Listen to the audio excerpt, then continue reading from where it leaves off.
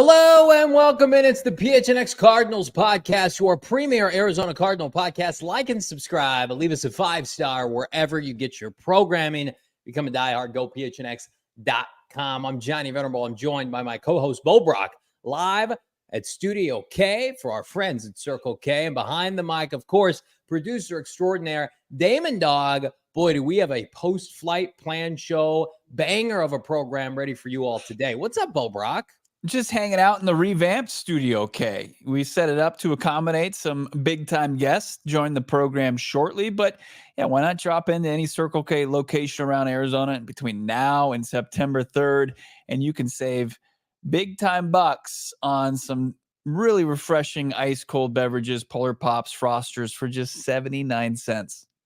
Speaking of refreshing, like that transition, I love my refreshers, refreshing drinks at Circle K. I love a refreshing look at the Cardinals revamp roster led by one Monti Ossenfort. The Cardinals dropped a banger of a flight plan episode last night. It's the return of flight plan.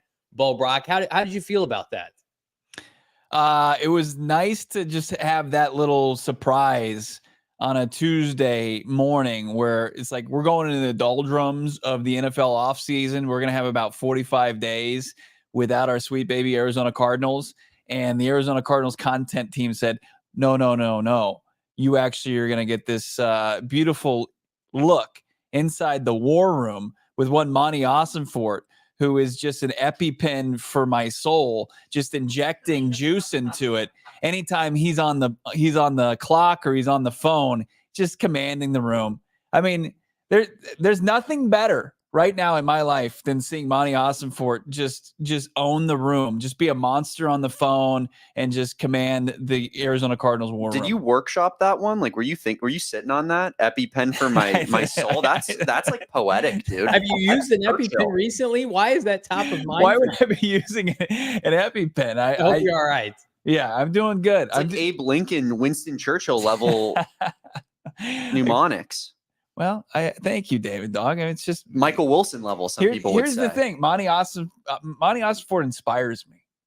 He inspires me. Like of the Cardinals' new regime, like the new look Cardinals. I have a tough time just getting out of the way of the Cardinals general manager is my fave. Do you fanboy over him more than like Marv? I think I like right now. I do. Right now, I do. Because Bo's like an anti-Jersey guy. Okay. This is the same thing. Like Bo's not going to look up to Marvin because he's older than him. Bo looks at Monti and he's like, he just respects him so much. He's just like, I love that guy. I want to be everything that he is. If there was a streaming service that wanted to tap into me as an audience, all they would have to do is stream Monti Ossenfort working, and I would be tuned in. I would be locked in. I loved it. I mean, and there wasn't much to it in the flight plan. He stuck and he picked Marvin Harrison Jr. fourth, and then he it looked like he was going to trade up with the Dallas Cowboys, and he just once again had his finger to the pulse of the draft board and said, "Hold on a second, we can wait for the big guy. We can stick and pick all the way down here at 27 and get our guy." It was always going to be difficult to top last year. I mean, they went from 3 to 12 to 6, right? It was next to impossible to duplicate what he did. We thought, I mean, leading up to the draft, it was, oh yeah, they're going to trade down with the Vikings at 12. Then they're going to come back up into the top 5 and still get Marvin.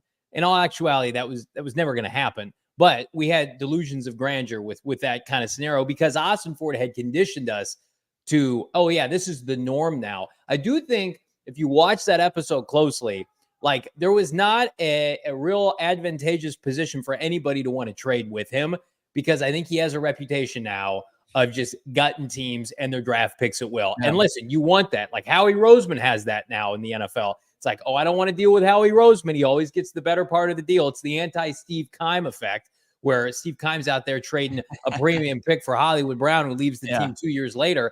Monti Ossenfort probably was the victim of his own success, at least for this year, because that video circulated around and everybody's owner and everybody's head coach saw the flight plan video from last year. And they said, maybe we should block that area code from Phoenix. Maybe let's take a beat for a second. This guy has how many picks in the top 100? Oh, 7. It's an NFL record for the first time since like the Cowboys in 1991. Don't talk to Monti Ossenfort. Right. So, like, I'm surprised that they didn't do the deal to come up for Darius Robinson. I'm happy that it worked out, but I'm surprised. Like, Ossenfort, typically, when he wants to get something done, he does it. Now, they were able to trade back later in the draft, and everything worked out glowingly. But, man, like, had pick 104 been the difference between them not getting Darius or not, like, that would have been pretty crushing for Cardinals fans, because he, at one point, just succumbs to the fact that we're going to have to pick a player here. And if they don't get Darius, like, you would assume it was going to be either a corner, Terrion Arnold, who ended up going to Detroit, or maybe an offensive lineman. Yeah, it's like the alumni association at whatever university you went to that you end up laboring do not pick up, because they're always calling and asking for money. Like, can you make a donation? That's what Monti Ossenfort is around the league, where Steve Keim was in every other GM's favorites. They were dialing him up like Johnny for the hot and ready pizzas at Little Caesars. They were looking to, hey, here's somebody we can take advantage of. Let's call Keim. We need to make a deal. Where it's the opposite with Monti Ossenfort. We got a little bit of a clip that I think that's just immediately just gets you juiced, as far as them simply sticking and picking Marvin Harrison Jr. Johnny, and you said you watched it closely, but this had to, you probably stood up and ran through the nearest wall in your new home. Here it is. You can get an alpha bird, all right? So not an alpha dog, an alpha bird. That's right. The alpha bird. Is that because he plays wide receiver, you think? No, I think he's an alpha, and they're Cardinals, so an alpha bird. That's what I'm taking. You can ask him. I'm sure you can. You guys are buddies. You're his biggest fanboy. I'm sure you can ask him now. Talked to him yesterday. I bet you did. Yeah, I bet you did. I think that comes from, how many times did we say it? We used alpha a lot in preparation for that draft. Mm-hmm. I felt like every other show we did for the better part of 2 months, it was they need an alpha receiver. And it was like, we always had to be respectful, because I think Michael Wilson's an alpha. I think Greg Dortch is an alpha. But Marvin Harrison Jr., and like you'll see it later from some of the interviews we've done recently, it's just like when players speak about MHJ, it's just different, right? Mm-hmm. Like, it's how people spoke about Patrick Peterson, Kyler Murray, Larry Fitzgerald. Like, there are only so many guys that have that kind of aura, and alpha dog, alpha bird fits that mentality to a T. Like, I don't know how many more alpha birds they're going to have an opportunity to take in the top 10, because hopefully they're not going to be picking in the top 10. Like, Paris and Marvin are, I think, the anomalies here of what they want to do. Well, I think that it is a different kind of alpha, right? An alpha as far as how they command the attention and they can dominate a game. But at the same time, they are selfless as far as how they adapt themselves to the team. And like, sometimes especially in team sports, you get too many of those guys and it's a problem. Yeah. But I feel like with the Arizona Cardinals, like, I would consider Monti Ossenfort, especially when he gets within the walls of the war room, is an absolute alpha, just monster as far as what he does, where he just takes command of it and is dominating as far as what his profession is. I mean, you saw that, like, even with Marvin Harrison Jr., the son of a Hall of Fame wide receiver in Marvin Harrison, and he gets on the phone, and it's right after he says, we're getting ourselves an alpha bird, and the room goes crazy, and you've got JG, hugging him, and he's exchanging pleasantries with his war room, and then he gets on the phone with Marvin Harrison Jr. and he says, I need 3 things from you. I need you to get open, I need you to catch the ball, and I need you to help win games. Yeah. I mean, it's just goosebumps all around. If you didn't get goosebumps, maybe check yourself into the local hospital. You might be close to passing away, if not already dead. Check your balls. I did watch that video last night, and I feel like, even though you and Monti Ossenfort are kindred spirits at this point now, Ossenfort and I do have one similarity. Did you catch it last night? He had a comment, a response to somebody else, that I have echoed a lot to both you and Damon, specifically when we were at the NFL Combine. Ossenfort was asked, how you doing? And he would go, I'll be doing a lot better in a pick or two, right? Mm-hmm. Ensuring that he would get their guy. before you and I had an opportunity to connect with Jonathan Gannon at the NFL Combine, I was sitting there with Damon and Shane Diefenbach and everybody in our PHNX Cardinals circle. And I was probably the most nervous because I wanted, number one, that interview to go well, and I wanted to get it in the can, right? Because we had talked to JG earlier that day, and then just the ins and outs of the combine, it goes nuts. Yeah. So you don't know what he could be pulled in 10 different directions. And I just kept repeating, like, I'm going to feel better when this is over. And I felt a real relatability to Monti Ossenfort. That's my 2 cents that I'll add. Basically the same guy. I think that's what we're talking about. When we're talking about Monti, we're talking about Jonathan, or we're talking about Johnny Venerable.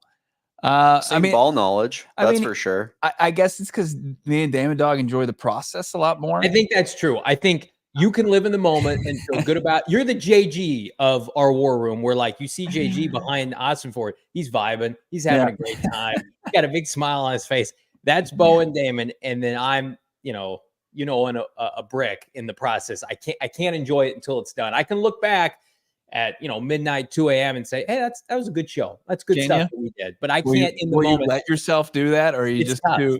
It's like right now in the moment, I can't enjoy this show. I got to look back after the fact. I'm having a tough time enjoying it too. It's for different reasons. But it was. I mean, and you learn a little bit more about what's going on behind the scenes. Like there clearly was an opportunity. He makes the offer with Dallas, and then Dallas ends up making the move with Detroit instead. Where Detroit was more, I guess, motivated to get up and get Terrion Arnold.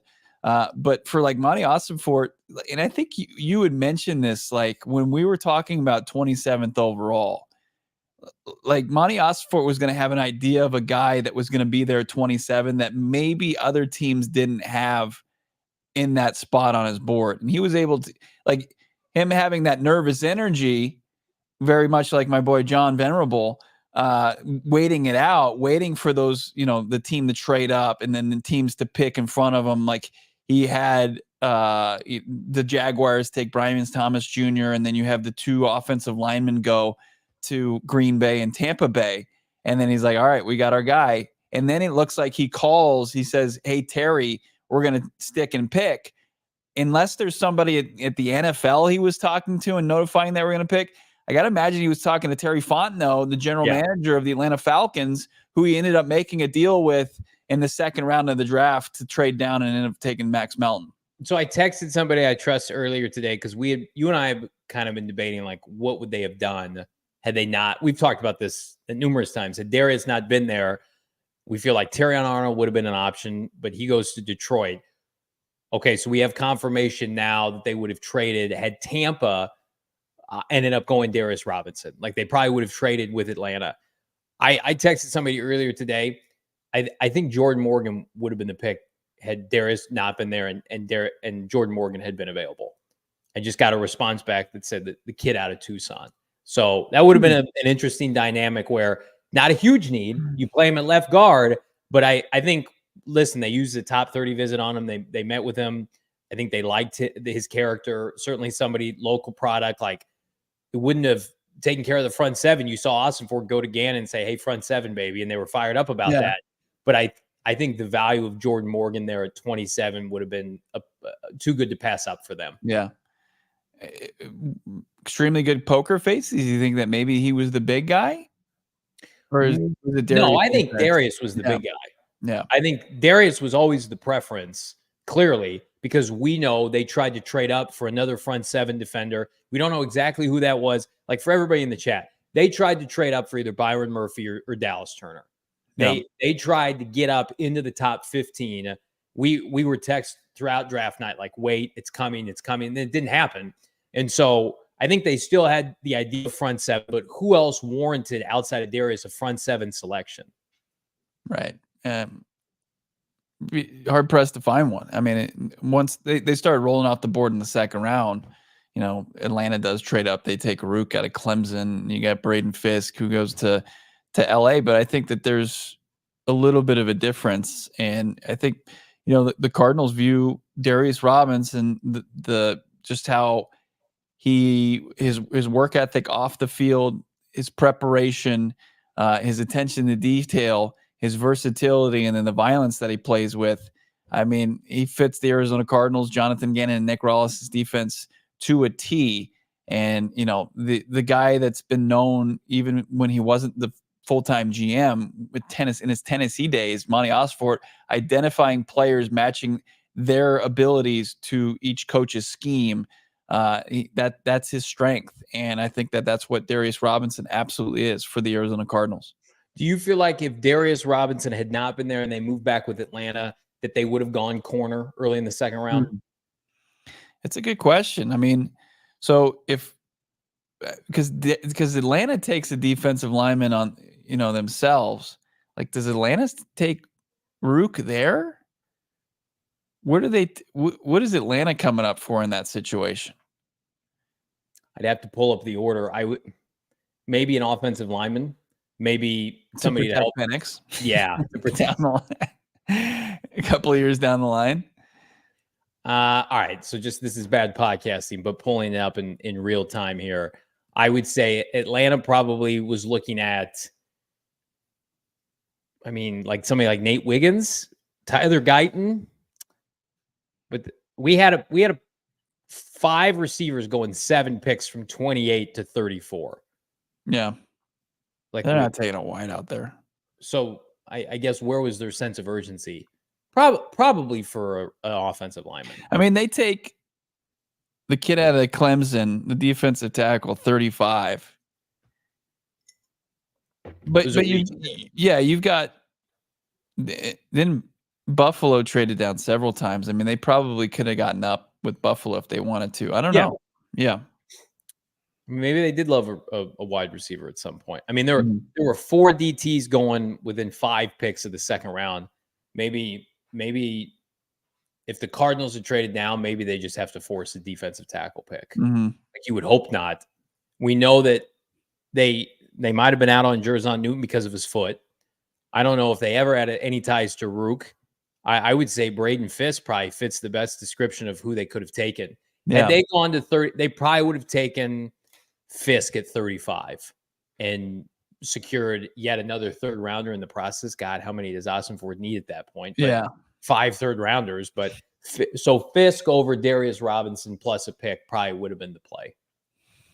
And I like Darius to really work out in their favor, though. I mean, to stick and pick, you know, when we talked to Trevor Sikkema like a day before the draft, or maybe the day of the draft, he was saying, you know, what's the ideal scenario for the Arizona Cardinals? I mean, I know he had Johnny Newton as that pick, but, you know, we didn't know the true medicals on Johnny Newton, who slips deep into not deep in the second, but early in the second round. The Cardinals had every opportunity to take him, but it was the same position. It's like who they viewed as the interior hand in the dirt defensive lineman player that they could add along with Marvin Harrison Jr. at 4 and 27. Well, we know they like Byron Murphy. They had him as their DT1. There was talk of, had they taken that Minnesota package, I think there's almost a guarantee Byron Murphy's an Arizona Cardinal at some point. But then Illini in the chat, Darius went to Mizzou. That's a huge red flag.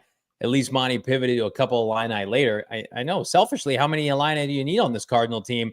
But Mizzou's in the SEC. What are we talking about as a red flag? He played big time ball in the SEC. Should have picked Johnny Newton. Here's what I'll say, Illini, McG. We like Johnny Newton. I don't want to say more because that's disrespectful to Darius. I think Bo and I and Damon, as a collective podcast, had Jerzon Johnny Newton as DT2 behind Byron Murphy. Cardinals and maybe some folks in the NFL, number 1, did not, which is fine. And number 2, Jerzon Johnny Newton has has medical concerns that the Cardinals clearly were not comfortable. Cardinals passed on Jerzon Newton twice. They could have had it twice. They could have taken Darius and then taken Jerzon right afterwards. So the injury was unfortunate because Johnny Newton's tape, and we asked Brian Baldinger, who had him as DT1, Johnny Newton was a top 20 pick on tape. But but this team is not in a position. I don't know what the Commanders are doing. Maybe they feel like they are. The Cardinals are not in a position to take redshirt players. They are. Yeah, they are. I mean, they have 2 big time, you know, and Deron Payne and the other kid out of Alabama up front. The Cardinals need Darius Robinson yesterday. They need him playing 60% of the snaps ASAP. Like Jerzon Johnny Newton pulling Garrett Williams, respectfully, not being available till October could be the difference between this team making the playoffs and missing the playoffs. They knew what the timeline, the expectation was for Kyler Murray and Zach Ertz and Garrett Williams and all these guys. Darius Robinson, he's not MHJ impact, but he's pretty close to what this team needed a defensive line. And you can argue Jerzon Newton's a better pass rusher, at least at this point in his career. He showed more at Illinois. Darius Robinson, though, I hate this term, but I'm going to use it, is a lunch pail guy who is going, I think, to have a 10-plus year NFL career and has an incredibly high floor for this team. Every week, he's going to be a starter. He's going to get pressures. He's going to get hurries. He's going to have 7 or 8 sacks this season, and he's going to be a integral part of what the Cardinals want to do defensively. Is he going to make 10 Pro Bowls? I don't know, but he's the safer pick at this point, and that cannot be disputed. Right. When you talk about as far as safety goes, I mean, when you look at Jerzon Newton, Johnny Newton, what position he plays on the defensive line, where I thought, Darius he's a bit of a tweener. Yeah. In that, especially around this fan base, you kind of get scared off of that. Why? Who hurt you? Know. Why would you say that? What makes you say that? But with this, you have to keep on, reminding yourself it's a different day and age. It's a different regime. It's a different, as far as Nick Rawls and Jonathan Gannon, they're going to be able to harness that. They're going to be able to tap into that versatility. They love it. They're going to lean into it. Where before it was like, hey, we got a versatile guy. Let's figure out what to do with them. I think it can be good. Sounds good to me. So, I just think obviously different organizations have different views of different prospects, and the Arizona Cardinals view, I mean, if they're willing to go up to 24, take Darius Robinson there, but able to stay back and take him at 27, you got to feel pretty good about the pick. I just think it's not an apples to oranges comp. And I think we did this after the draft. Darius Robinson is 6'5", about 280, maybe 275. Josh Sweat, who Jonathan Gannon had in Philadelphia, and I think Darius has a higher ceiling, is 6'5", 270. Yeah. They're very similar type players. So I don't know. We have a type. We have a type on the D-line. We have a type on this show. And our type is all of you in the chat. Drop a like on this video breaking down the fallout of Flight Plan. We talked about this off air, Bo. Yeah, hit that like. It'd be great. My favorite part of the entire thing was at the end. It was like a post-credit scene. I was watching a Marvel movie. Monti Ossenfort abruptly calls Paris Johnson Jr. You thought Sam Jackson was going to show up in his eye patch? Yeah, there's Tony Stark with Monti Ossenfort. There's Thanos. I loved Ossenfort calling Paris Johnson Jr. on draft night to talk trash to Paris about basically like, hey, you sure about this guy? It was just one of the greatest. And the conversation lasted 30 seconds. Poor Paris was just trying to get an answer out. And Ossenfort's like, all right, got to go. Yeah. Hey, daddy's got to go back to work. He was just like, hey, we just drafted an Ohio State guy. Hopefully he turns out better than the last guy we took. And then Paris couldn't even get a word out. Like, what? Okay, see you later. Beep, beep, beep. And then they got Paris at the facility when, Marvin gets there. It's just like, are they using Paris for everything? Is Paris driving the private jet? Is Paris, working security? I feel like Paris Johnson Jr. is literally everywhere for this Cardinal team. They're getting the most out of his mileage. No, Paris Johnson Jr. wants to be there. He was there. He was part of the welcome committee. And it's just a testament to his character. It is. He is. We just draft the whole Ohio State team at this point. Just get everybody from that regime. Listen, I'd love to have Ryan Day on this podcast about who the Cardinals are going to draft next April. They'd steal the Ohio State uniforms a week before the draft 2 years ago. Putting up Bo's uneaten steak chat comments. It's assault at this point. I'm sorry. Wait a minute. I'm sorry. People are slinging arrows and grenades at me constantly on this show in the chat. Hold on. And Bo's just one little comment, and he's so soft he has to call it out. No, Damon, Shane, Britton Golden. We can actually say you didn't finish your steak. Where you've got Alex Clancy coming out of nowhere with this fabricated story. Come on, this is one of the truest things I've ever heard in my life. I watched that show and I said that checks. No, that checks. Those facts. Doesn't a fillet? You're gonna leave pieces of an 8-ounce fillet left over. It just doesn't check out. Yeah, I had a 12-ounce porterhouse, and it was tough. It was actually a 14-ounce ribeye, Johnny. Yeah, it gets bigger by the day. It was a 14-ouncer. No, I mean that's the amount that you ate. The percentage you ate gets bigger by the day. Wasn't it a 28-ounce tomahawk? I can't do this. They threw on the table. I can't have this conversation again and again. Yeah. Where we went, I like the sides. I like the appetizers. Johnny boy got full by the time the steak came, and I was only able to finish 2/3 of it. That's the more I think about it, Bo, you did get an 8-ounce filet, right, that night? Yeah. I think Johnny finishes that. I think Johnny finishes an 8-ounce filet. I definitely We'll never know. But what's in question for me is that I left an 8-ounce filet uneaten. But what did I do right in front of you guys that you guys can You would have finished it. You think you would have finished a 14-ounce ribeye though if you had that in front of you? Here's the thing about that is I hate this. Here's what I'll just say. Yes. Because you guys can't say I don't like fat. I don't like the gristle. So I probably would have left a couple. That was Johnny's excuse that he was using that night, and we were attacking. There was a lot of excess fat. I was talking to JG about that off air. You gotta watch that excess fat, especially in my current fragile state, intermittent fasting. Winning behavior, according to our head coach. I'll tell you what's winning behavior, picking up some Shady Rays. I told the story. I was in Hawaii a week ago. I was crashed down by an unholy wave, and I lost my sweet baby Shady Rays of a year old, maybe like 18 months. I was scrambling. I was trying to get the locals to help me. No one would help me. Everyone was laughing at me. And I sat back on the beach. I pulled out my phone, and I said, I'm going to order another pair. And I'm going to use the bonus code PHNX. I'm going to get 35% off. They're already here at my house. They were here waiting for me when I got back because they are premium sunglasses at not a premium price. Head to shadyrays.com. Again, use the bonus code 35% off for these supremely elite. And by elite, I mean 300,000 people have given it 5-star reviews at shadyrays.com. Don't believe me? Go to the website right now. There's a place up in North Phoenix. Go check out their physical location. Try yourself the shades, rated 5 stars by over 300,000 people. And again, like my spouse, who's like, yeah, I like these sunglasses. I don't think they vibe with my face. Send it back, refund. You send it back within the first 30 days. You don't love them, try something else. There is no risk when you shop with our friends at Shady Rays, and there's only benefit. Like I will never go back to some of the overpriced, let's just call them fraudulent sunglasses. Big brand. Yeah. I'm a man of the people, and the people of Shady Rays. That's why get them now 35% off, bonus code PHNX.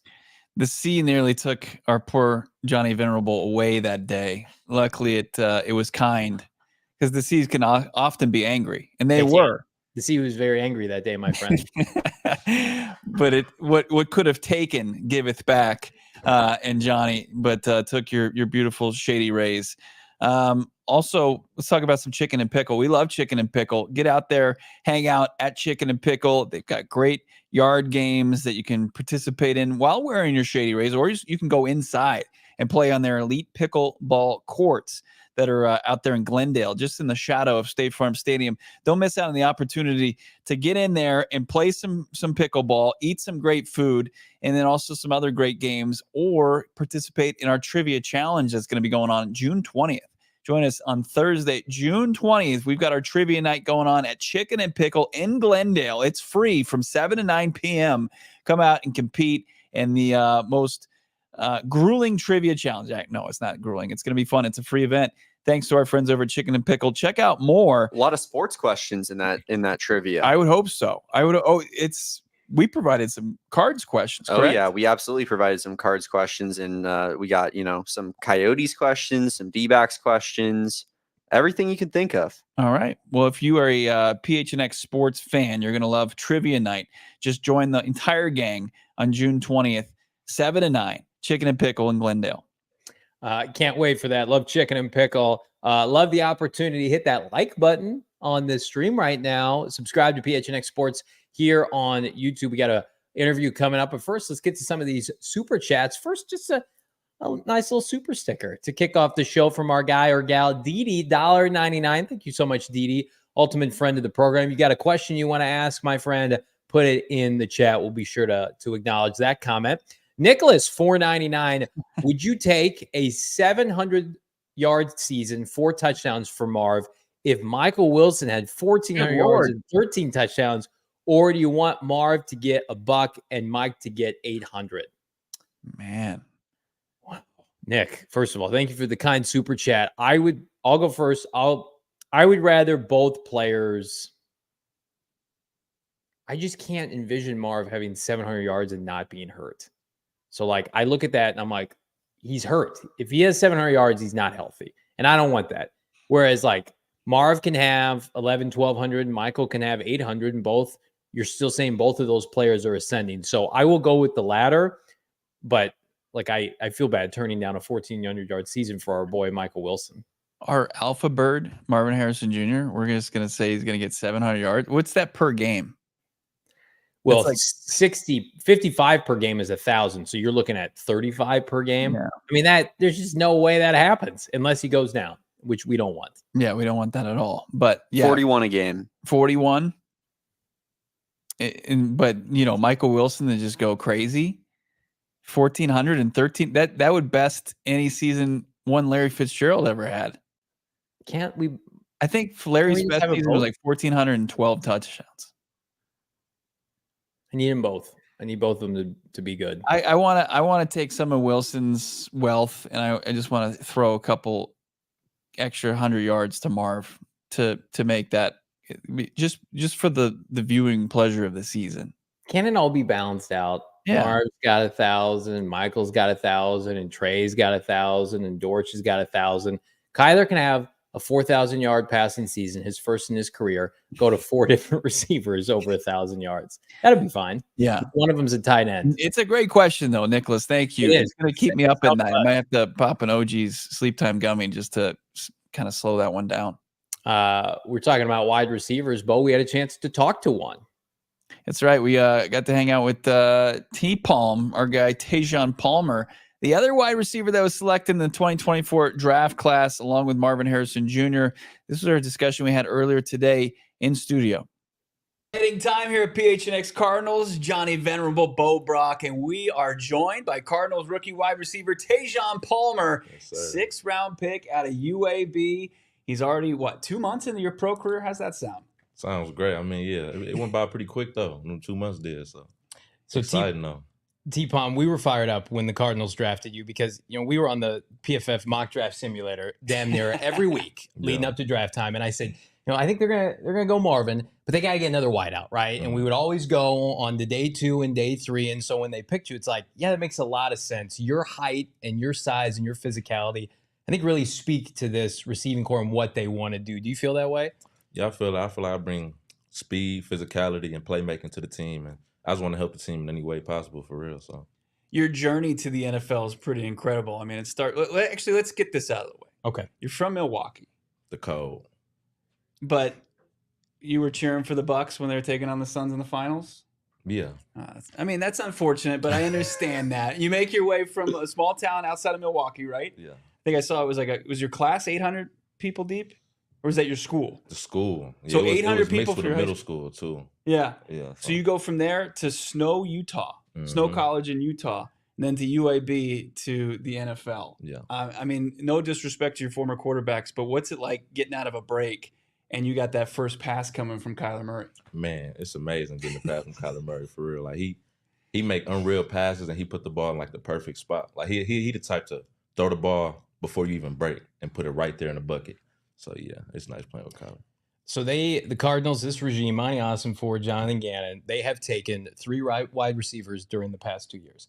Michael Wilson, Marvin Harrison Jr., and yourself. Mm-hmm. What does that mean to be included in a group of guys like that? It means a lot because, obviously Mike Wilson and Marvin Harrison, they're great receivers. So to be put in that little category definitely means a lot.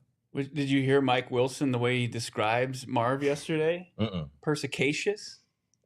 Anybody want to try to tackle what the heck that word means? What does that mean? I mean, he used it like real casual too. I mean, he was flexing that Stanford education on everybody yesterday. How you say it? Perspicacious. It's not perspiration. No, it's not. I'm perspirating right now. No, I ain't never heard that one. We can drop expletives on this show. He can't do that in the press conference, but we can do that on this show. You say whatever you want. Let's but- talk about that wide receiver room. I mean, it seems like Mike going to his second year. You got Marv and yourself going into year one. You got Greg Dortch, the ultimate underdog. He hosted a podcast on PHNX Sports. Like we know about Dortch, Light the Dortch, Zay Jones. I mean, what are your early impressions of that room? No, it's all good vibes. Like they welcome me with open arms, and Zay Jones just got here with me too, so he real cool. I talk to him every day, and just all good vibes for real. What about Coach Drew Petzing? We had a chance to connect with him at the Combine. He's a guy, I look back on his time in Cleveland. He took a guy in Donovan Peoples-Jones, who was 7th round pick, made him a really high-end contributor for that team.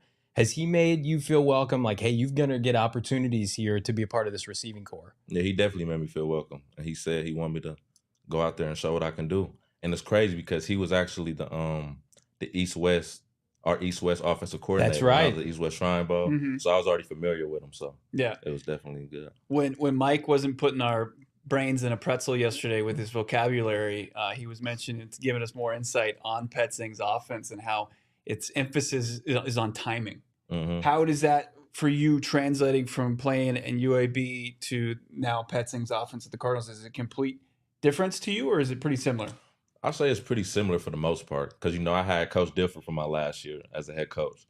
So he really taught me a lot. And as far as the playbook and the timing-wise, it was really kind of the same because he really tried to make it like NFL style to get us prepared for this moment, which he did. So, do you feel like you're going to have a definitive role for this team, or is it maybe too early to tell? Like, do you feel more comfortable maybe inside or playing outside? Obviously, we know the value that this team puts on special teams, but have they given you kind of an idea of how they're going to use you early on?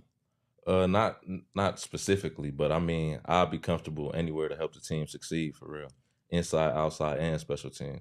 I feel like I can do all. So, Coach Gannon gave us some kind of insight on OTAs, some of the key camp battles. Garrett Williams, Greg Dortch, kind of playing in the slot. Anything stand out during your short time so far? Any good matchups? I mean, it was good matchups for everybody for real. I can't really point out nobody right now, so it's too early for that. You make any highlight reel catches that we? Nothing crazy. You're going to see that later on. Yeah, Is anybody talking trash? Who's one of the biggest trash talkers? Talkers? Yeah. No, I ain't getting no trash talk to me yet. So see, I feel like a lot of people talk trash to me, but like somebody like on this show, I mean, to your face, I do. Damon Dawg does. T Palm, you're welcome to as well. I mean, it's you don't have to. Please don't. But it feels like that. Yeah, I know it's a cliche, but iron sharpens iron. It feels like you guys, the competition level is at an all-time high. No, I like that though. I feel like competitiveness brings out the best in everybody. So I'm willing to compete.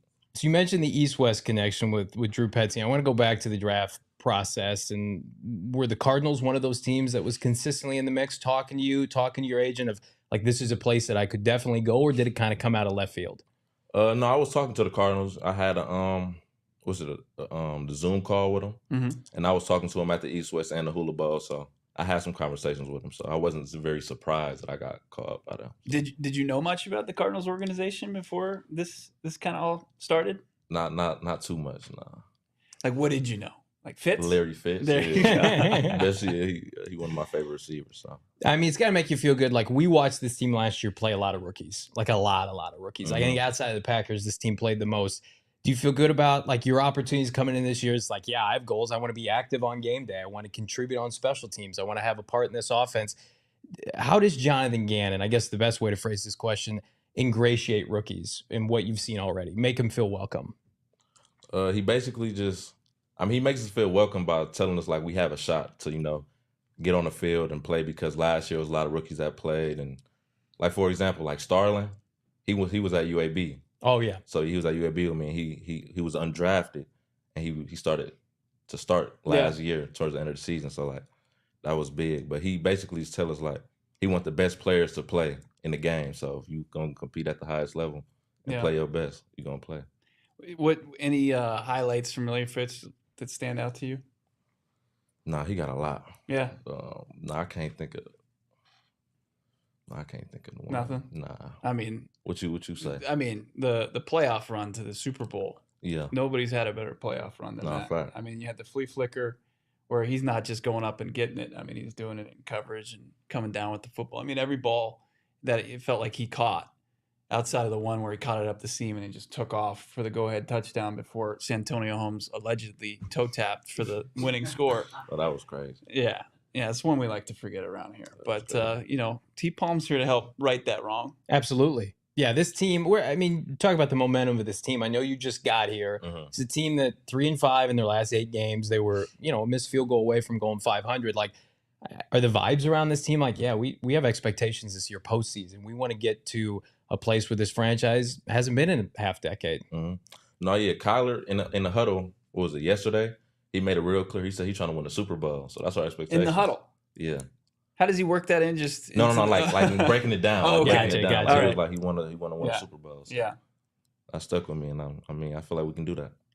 I mean, people just nationally, I think people are absolutely sleeping on this team. Mm-hmm. Kyler Murray's been he took some flack that I think that was undeserved while he was fighting back from injury, and now going into his second year under JG in this organization, really embracing him.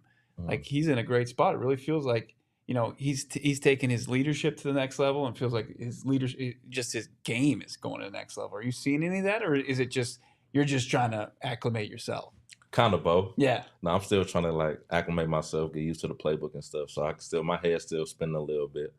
But I mean, I can definitely see him taking this very far. Like he carries himself like a leader. So this franchise had good luck with UAB receivers. I'm sure people have told you that. JJ Nelson. Yeah, JJ Nelson was a dog for this team during this team's run to NFC Championship games. Like, that was a wild time, was it? Like they closed after JJ Nelson. Yeah. Yeah, they closed. What year was it? Like 2016 or 17. 17, Yeah. somewhere around there. Who's faster, JJ Nelson or T Palm? Man. T-Palm. Yeah, T Palm. All right. No, I'm always say I'm faster. So you told me off air, I said 4.45, and was that a misspoke? Like, are you faster than 4.45? You I'm think? faster than 4.45. Okay. But pro day, I ain't tear, but I tweaked my hamstring after the first 40. Mm-hmm. The second 40 was gonna be faster. I tweaked it at like the 20-yard line. I feel like it was gonna be faster. I'm gonna tweak my hamstring getting up from the seat, but I'm older and way out of shape. Let's look at the Cardinals wide receiver room. So if you're faster than 4.45, Mm-hmm. who's the fastest guy in the wide receiver room? Fastest? Yeah. Like, have you ran against Marv yet? Have you and Marv just like said, "Hey, let's go ahead"? Okay. See, I haven't, so I don't know. But Marvin fast. Yeah. I don't know who the fastest is. Andre's pretty fast. Andre fast. Yeah. Mm-hmm. Like he be moving. I mean, Zay Jones fast too. Like everybody got speed, but I can't say who the fastest right now. Do you know who you're rooming with camp yet on the No, I Horizon? don't. They haven't told you yet. Mm-mm. Who would you like to room with? We can put that out there in the universe. Maybe good vibes. No, I mean anybody for any of the receivers. Yeah. I mean anybody on the team, but like receivers, I feel like we click the most because it's within your own group.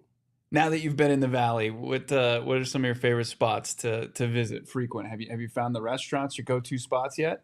No, not yet. I just been at the hotel for Yeah. real. Yeah, I still got to get out. Just locked in, looking at the Yeah. playbook. Yeah, That's pretty it? much. Just locked in. We'll Focus on the take you playbook. out. We'll take you out. Yeah, what's Yeah. some good spots? I need to know some You good tell spots. them what you're the ingratiated Arizona native. You tell them where to go.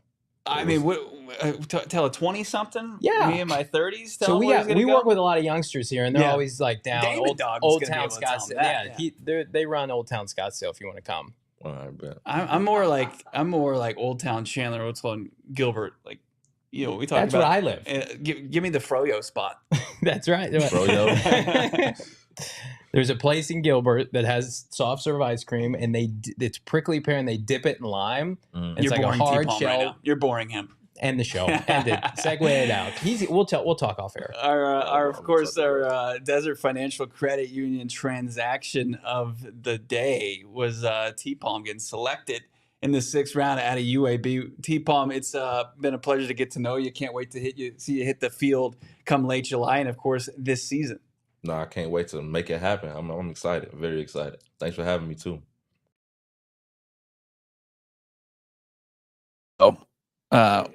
Johnny dropping a froyo with our guest Tejhaun Palmer. He couldn't get out of here quick enough after that. We're doing a little double date action downtown Gilbert. We're gonna get some ice cream, See the sights, maybe. They've got this great prickly pear froyo, and they dip it, and it's really fantastic. T-Palm, it's the best. You can't get better. I'm gonna go ahead and pass on that. No, He's like, "You get away from me." I like this ice cream. It's pretty Yeah. good. What have you been up to in Arizona? I got ice cream with some weird guy in the media.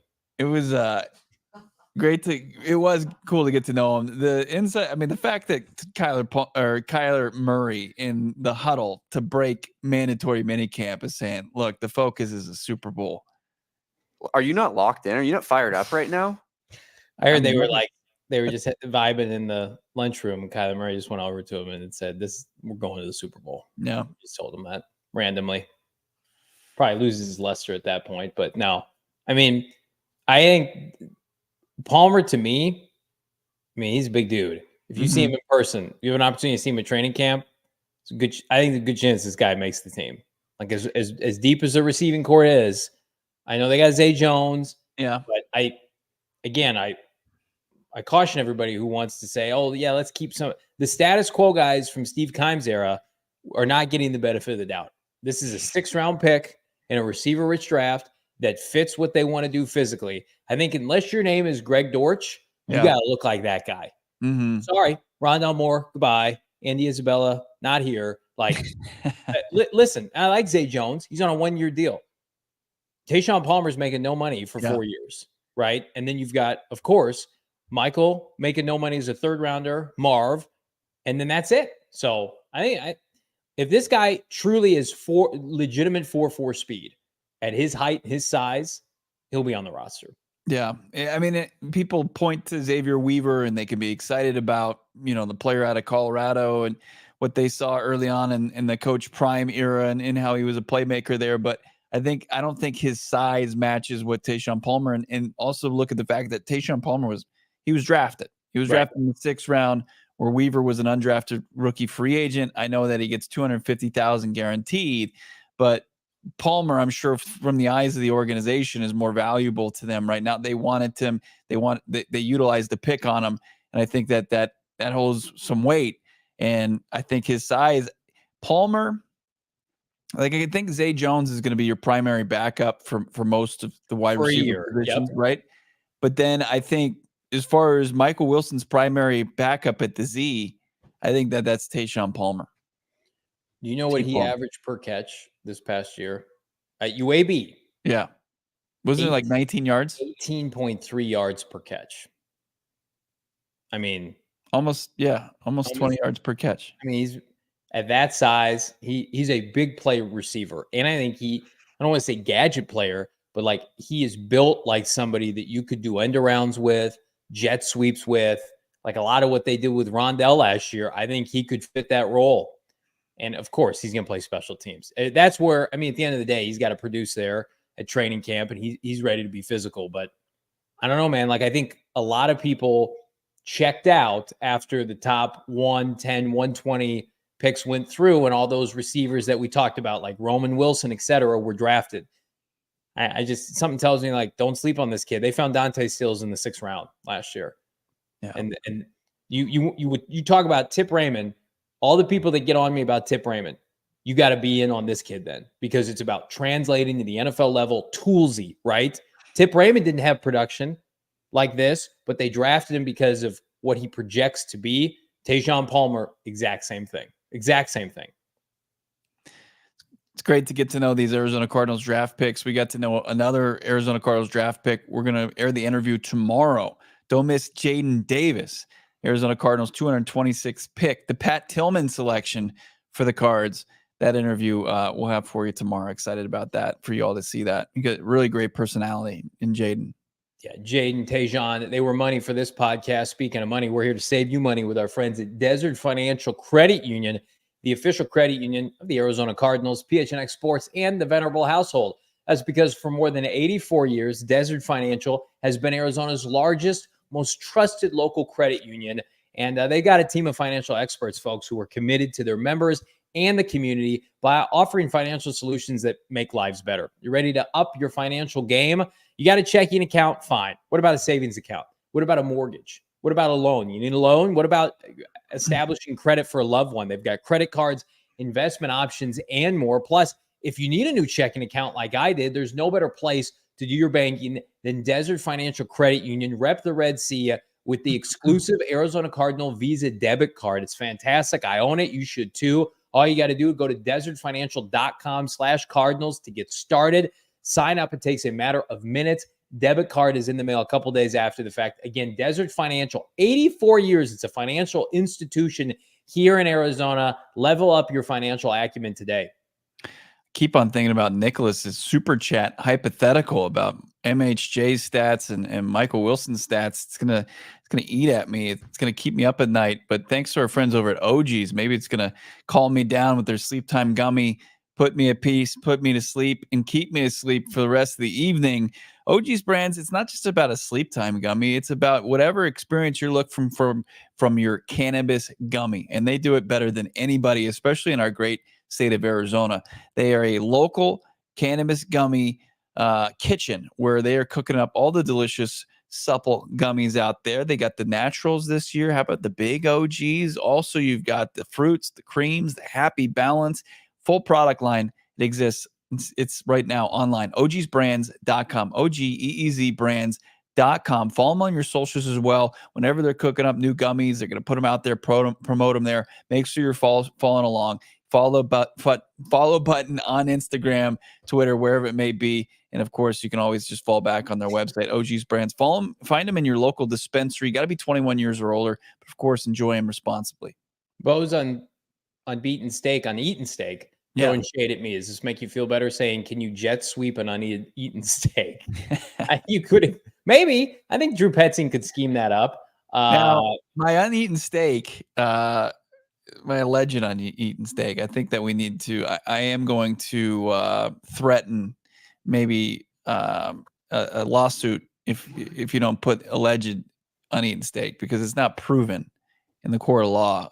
Man, you're as soft as that soft serve I just referenced here on the program, aren't you? When it comes It's gonna haunt you for a while. I couldn't believe you brought that up. There's a fit, just unbelievable soft serve. It's called Code Stone. David Collins will show it to you. Little mom and pop shop on the east side. It was presented to me by Bo's on Eaten Steak that he would just go away if I on air. How big does the steak have to be, Damon? Did you see the chat? Was it, he said 12 or 14 ounce? I got to polish off. Yeah. And he'll vanish. I might take you up on that. Wow. Give it into the haters. Jeez. We're going to do a 9, 9, and 9 later this month. Maybe you can just form your hot dogs into a 12-ounce steak, and that'll suffice for them.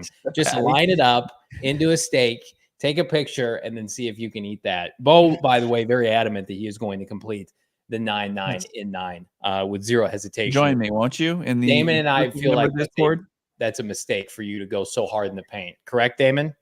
Yeah, I mean, I'll be honest. I think Bo has the best shot of us. I think Bo's going to push himself to try to get this pretty hard. I complimenting him. I think I'm gonna make it late on. I don't know if I'll be able to complete or not, but I'm pretty confident I'm gonna make it to like the 7th, 8th, 9th inning, that final third frame. Wow.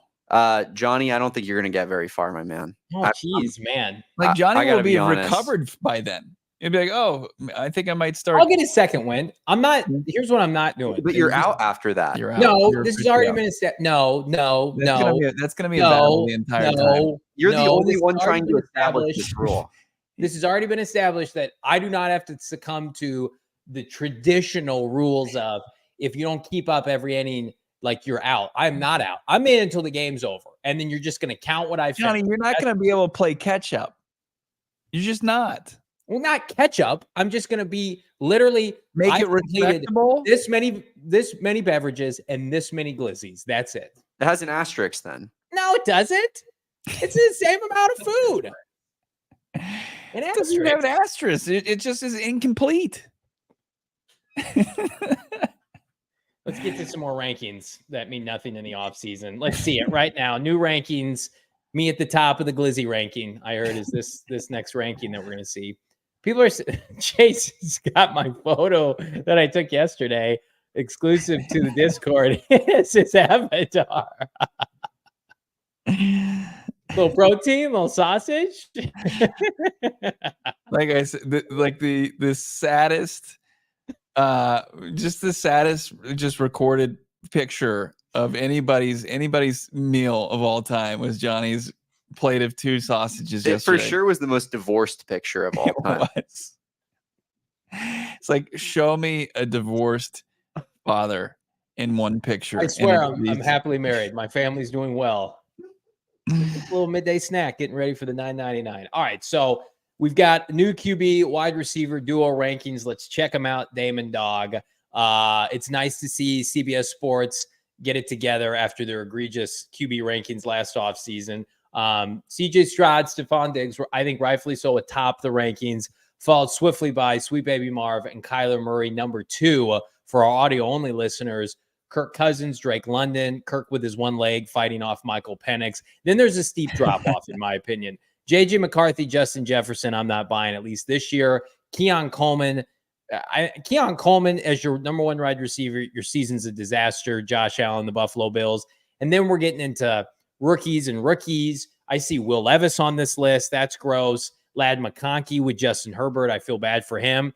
And then George Pickens and Russell Wilson, which is probably one of the grossest veteran to veteran combinations in the NFL. Like, I think you could circle in the first 3 because Cousins is proven, he elevates receivers. Then it's a drop off a cliff, in my opinion. Yeah, I don't know how Jaden Daniels and Terry McLaurin got ahead of Caleb Williams and Roma Dunze. Is it just because Scary Terry's more established? I had Terry on my fantasy team last year. He was just okay. Yeah. He was just okay. There's I don't know. I just don't think that Diggs is gonna be the star that he was in his prime. I think that those days of Stephon Diggs are over. I think that all the parts in Houston are going to be huge, like between CJ Stroud and Nico Collins and Tank Dell and Stephon Diggs. That's going to be an elite offense, but I don't think it's going to be a better duo. I don't think Stephon Diggs, CJ Stroud is better than Marvin Harrison Jr. and Kyler Murray. You need young legs to play receiver at a high level, or you got to be in your mid to late 20s. Like, there are not many guys outside of the Larry Fitzgerald, the Jerry Rices of the world. Like, you get it. Like, Stephon Diggs is 30 years old now, and he played a lot of time at Maryland, and this is his 3rd team. Like, that doesn't scream success to me. What screams success to me is Kyler Murray in a good offense with good pass protection, with competent coaching finally, and a generational receiving prospect similar to Jamar Chase and AJ Green. Like, that tracks, right? We've seen that recently. Kirk Cousins with Drake London. Drake London's in his 3rd year. He's an ascending player. Cousins is a pocket passer. He's going to force feed him the football. Like, that tracks. Everything. Like, Will Levis may not be the starter by midseason. Get that out of here. Yeah. Will Levis and Calvin Ridley, when there's no Mahomes and Xavier Worthy, is insane. That's when one of you the think about closest- it. Yeah. How about that's crazy. Herbert and Ladd at 9, and no Mahomes and Worthy. Worthy picked above Ladd in the draft, and Mahomes just levels above Justin That's Herbert as a Mahomes quarterback. fatigue, Damon. That has to be Mahomes fatigue. It's a good point by EBEG in the chat. He raised it to my attention first. Well, I'll even say, like, I would take Mahomes and Hollywood Brown over Will Levis. Yes. Will Levis and his 50% completion. Calvin Ridley, he had the quietest 1,000-yard receiving Taking season. Will Levis and Calvin Ridley over Justin Herbert and Lad McConkey. Ain't happening. It's I not. don't love Ladd, but I love Ladd more than Calvin Ridley. I mean, that Tennessee team, it's like those GM rankings that had Ron Carthon ahead of Monti Ossenfort. I think there are 3 teams right now that you can telegraph that are going to be an abysmal watch this year. Carolina again. I just don't think there's any helping that team. I think New Orleans is teetering on like irrelevance pretty soon. And then I'm sorry, Tennessee's like 6 months away from just tearing it down. Yeah. Quarterback, receivers, old. Defense is terrible. Like, Tennessee's one of the easiest teams to hedge. Is fired their only good head coach. Will Levis is this year's Kenny Pickett. like his last He's a chance. Drew Lock kind of guy. Yeah. Like, not good. I'd rather have like. Did you say that on air or no? Damon's begging for his dynasty fantasy league. I have a dynasty league, and I had the misfortune of drafting Kenny Pickett. Johnny, this is worst, gross. Yeah, worst nose ball moment ever, and it just haunts me, and I think about it every night before I go to bed. And then I also took Will Levis like pretty late on in the draft, so I just said I hope not under my breath when Bo said he's the next Kenny Pickett. You have a type.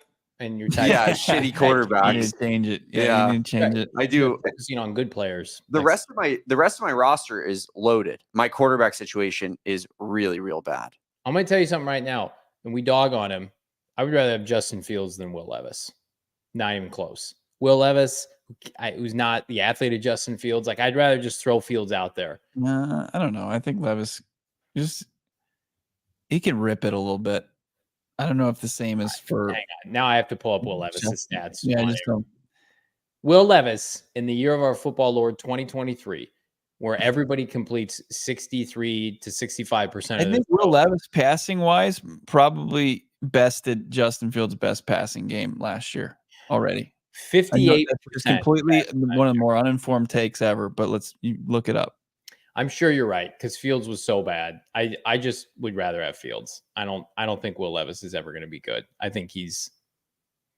Let me look at some of these passing games because I think he started off hot. Yeah, so he threw 8 touchdowns and 4 picks. Four of his touchdowns came in the first game against the Atlanta Falcons.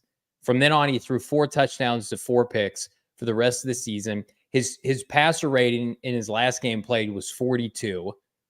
He was sacked 28 times in half a season. He went 3-6 as a result last year. And let me look at completion percentage by game.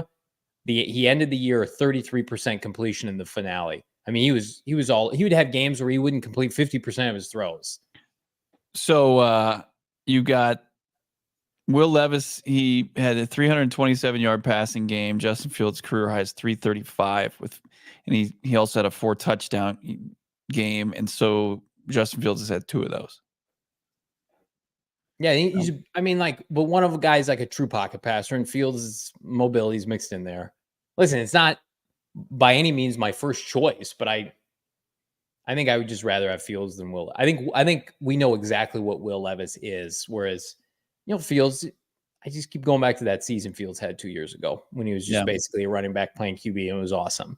I don't think Will Levis will ever come close to being that relevant, but we'll see. Thankfully, Kyler Murray's a real quarterback, and he's top 2 on this list.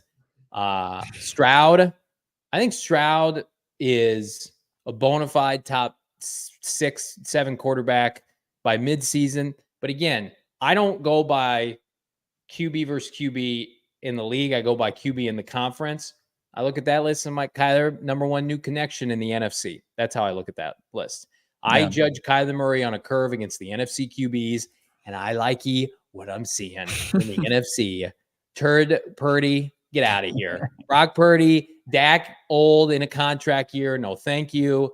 Jalen Hurts with, Sirianni and Dom, pass. Stafford, aging, old. This is going to turn into Kyler Murray's conference. You watch. It's Kyler Murray's conference to be had. Love to see it. I'm here for it. So is the chat. Appreciate everybody checking in. We have any super chats to get to, or we're clear on those? We're fresh out. They all left after my ice cream take. Well, if you want to see more takes like that with Cardinals players, we got one more interview coming up for you with Jaden Davis. Don't miss it. It's going to be same bat time, same bat channel tomorrow at 4:30 here on PHNX Sports. Great interview today on PHNX Sun Devils with their new AD, Graham Mercedes. If you missed it, check it out. It's a must watch. And of course, any of the other great programming we have here. Make sure you subscribe to PHNX Sports and you're following along.